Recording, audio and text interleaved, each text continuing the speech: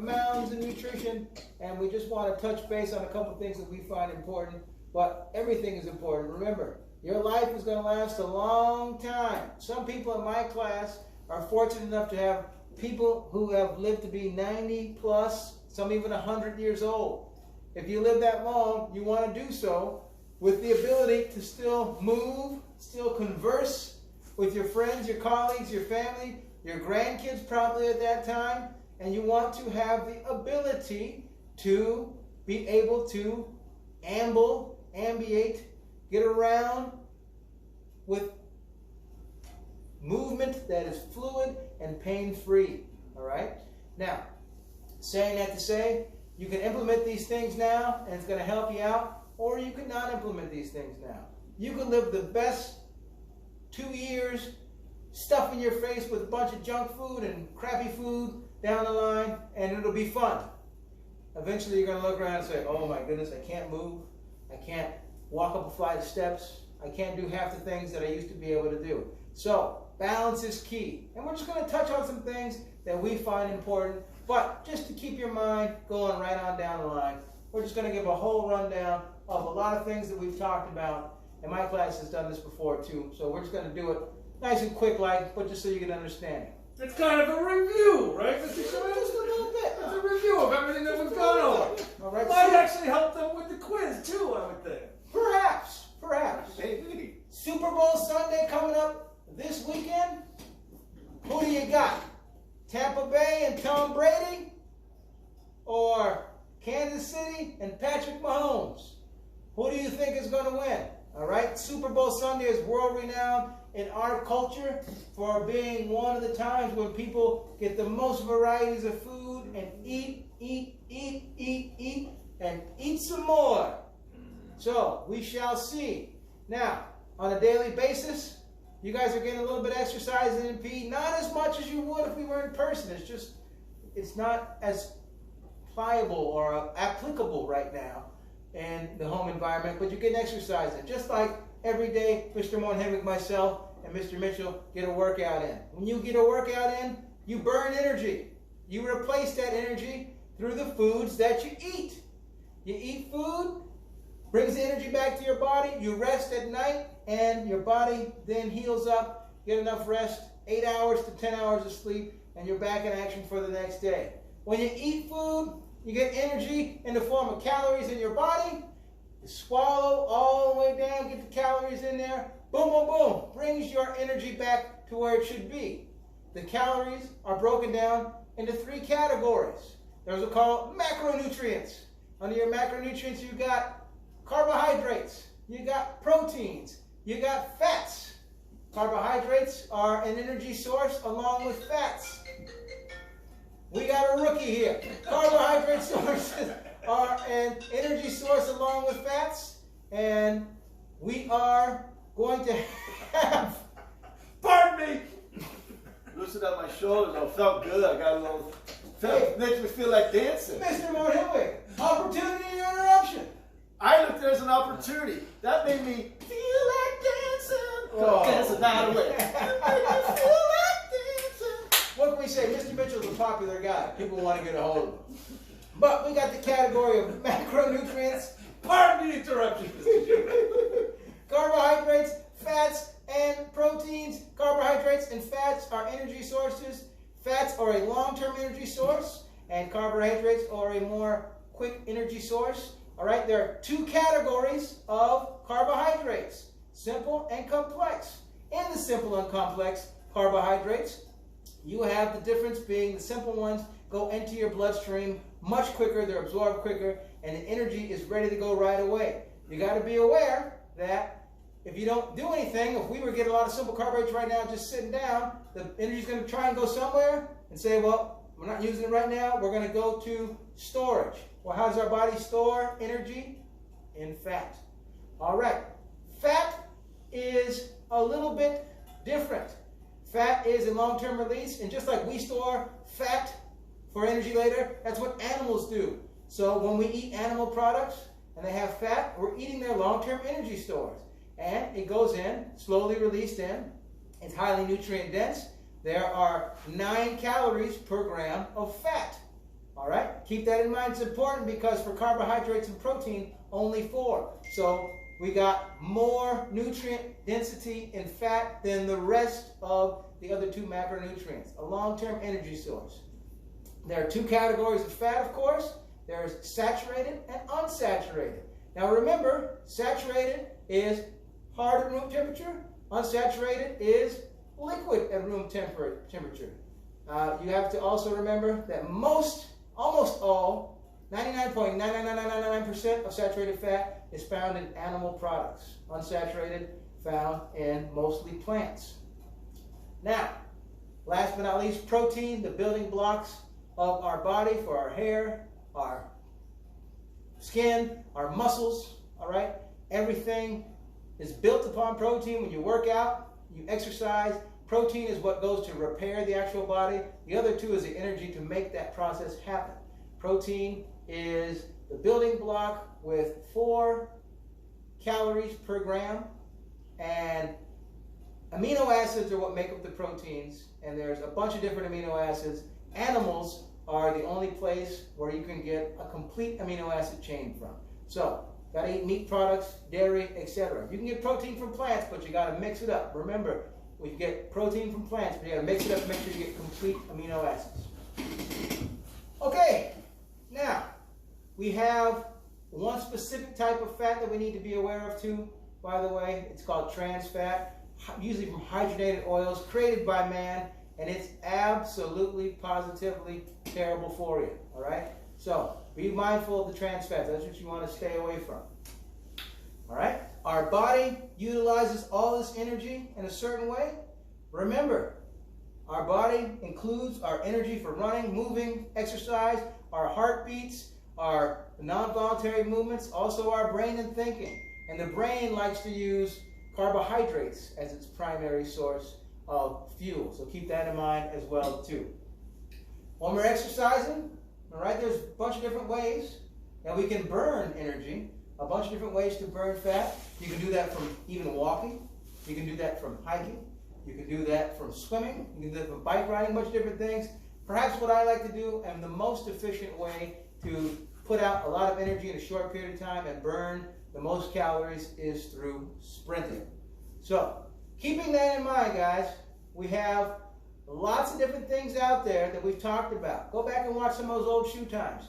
But if you pick the right food sources and you are able to live that out, incorporate it into your daily diet, then you can couple that with exercise, drinking enough water, and getting enough rest, and that will help you be healthy on down the line. Of course, there are things that are genetic. If you have some genetic history, you got to look into your own genetic specifics. Also, accidents do occur. But if you get an accident and you're in good shape, you're going to heal a lot more than if you're in bad shape. So we want to keep you in the best shape possible and push, hopefully, to see you 30, 40 years down the line. You're a doctor, you're a lawyer, whoever it may be. We need some help. Hey, I remember you, and you're healthy, ready to go. Versus you're 30 and you look like you're 130.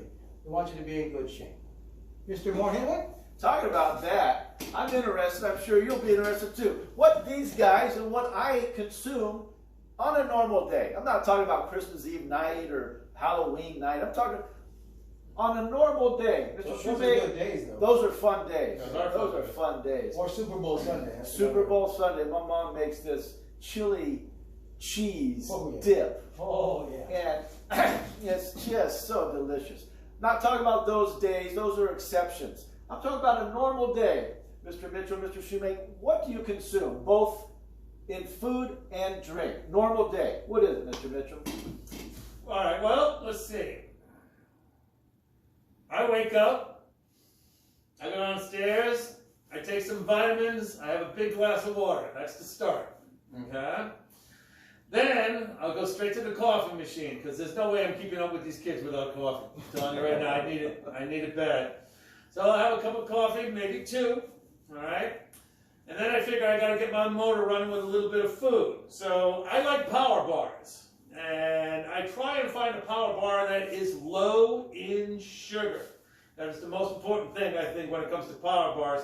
Because if you look at the sugar content in power bars, they're all different. They are all different. Some are just stacked with sugar, and I try and find the ones that taste good and don't have very much sugar. That's what I look for. So I get my power bar, maybe 2, have my coffee, maybe 2, then I head out to Bread Heart.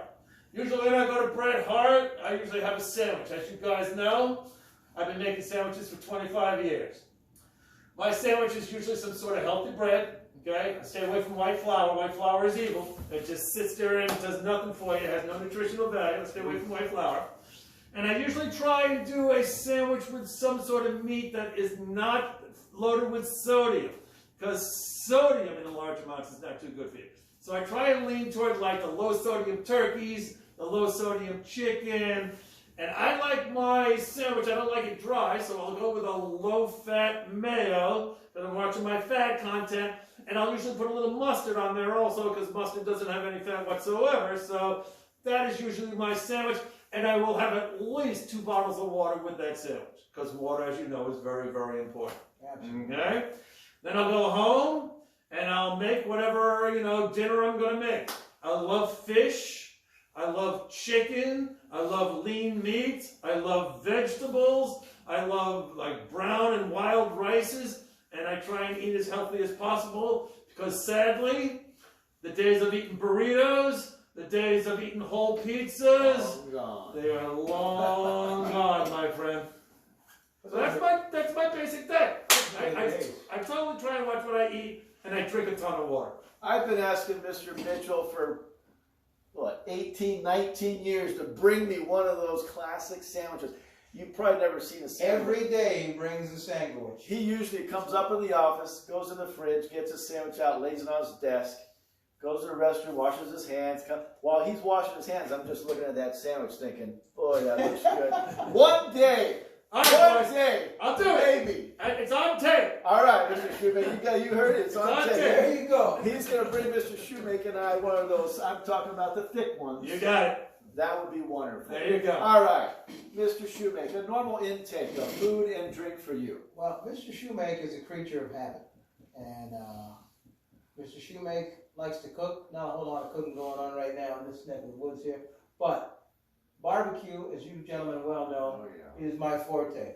And I think if I can do the same thing every day and kind of plan it out, then I can stay consistent to what I do. So what I do is every Sunday-ish, sometimes Monday if I'm off the ball, but mostly Sundays, I just grill up a bunch of meat. And it usually ends up being some of those chicken tenders you saw a while ago, skinless, boneless. Then I grill up a few steaks, and I grill up a few pieces of fish, and a few skewers of shrimp, and I put it into a container, put it in the fridge, and then while it's in the fridge, what I do is the day before I will make 2 big giant salads, have the salads out there, then I will portion the meat out in there, so I have a salad for lunch, I got a salad for dinner, and then I'll have a protein shake that goes somewhere in there throughout the day. And the main thing that I do is I make sure, especially as I really start to embrace it a lot more, I have been drinking, just like those water bottles we got there, I drink 3 of those a day, consuming vitamins and fish oil, also calcium, and then I have a little tablespoon of apple cider vinegar with the water, drink a bottle of water, and then drink 1 in between all the way throughout the day. And really, that's about it. I make sure I get a workout in every single day. Absolutely. I've been doing a lot of hiking and walking. It's good for the body. And as long as you can stay consistent, that's where it's at. Hey guys, it's really rare for me not to see one of these on Mr. Shoemaker's desk where he works from. And Mr. Mitchell usually has a water bottle on his desk, and I'm usually drinking water. So, we're trying to be a good example. Water is so important. Hydrate. Hydrate, and I try to overhydrate. As you know in the past videos, I've had kidney stones, so that's reality. For me personally, get up out of bed and go right to the faucet, and like a dog, I'm not a dog, I'm a human being, but like a dog laps up from the faucet, I have just got a habit of boom, right underneath, and right when you turn that faucet on, after a cold night, especially nowadays, that water is icy cold coming out of that faucet. And I usually take 10 to 15 gulps. And then I go to school, I get some vitamins from the cabinet there, and I'll take a multivitamin, a calcium, magnesium, and fish oil. I'll stick those in my pocket. I'll go to work and sometimes I'll have like a protein shake. And when I take the shake, I take the vitamins. And later for a little snack, I'll drink a V8. It's better to eat real vegetables, but V8's a decent substitute, so I'll drink that. And then I will work out. After I work out, I might have another shake, and then I go home, and my wife usually fixes something like chicken, fish. One of my favorites is she gets ground turkey meat, cooks it up, and then puts some red spaghetti sauce from Trader Joe's, and just stirs that thing, and I just love consuming that. Now, I will tell you, there's times where I will cheat off of that routine and have my Snicker bars or cherry pies and things like that, but that's a normal routine, and I really do. I drink a number of these a day too. I just have to stay hydrated. Sports factor, what's on your mind? I'm sorry, I was thinking about you and lapping like a dog. I was trying to figure out if Mr. Mortimer was a dog, what kind of dog would he be? Well, I can't just go under the faucet. He'd be a hound dog. Like a hound dog? I was thinking he'd be a good bulldog. Well, there ain't nothing like a hound dog. All right, what do you got, Sports Factor? All right, I'm not doing history this time. We're doing reviews now, and we're getting down to the nitty-gritty. I'm wondering if you guys even know what the length and width of a basketball court is. That's a heck of a Oh, question. yeah. You should know that, but do you know? Well, that's the question. Give me the length and width of a court. All right, we had Cheeseheads last time. What state? Well, the Cheeseheads are fans of the Green Bay Packers in Wisconsin, known for its dairy, known for its cheese. And now I have a question for you, all right? Clam chowder is one of all of our favorites there. And we know the clam chowder from Boston and from New England is the creamy clam chowder that has made its way across. But there's another place that has a tomato-based clam chowder that is world-renowned.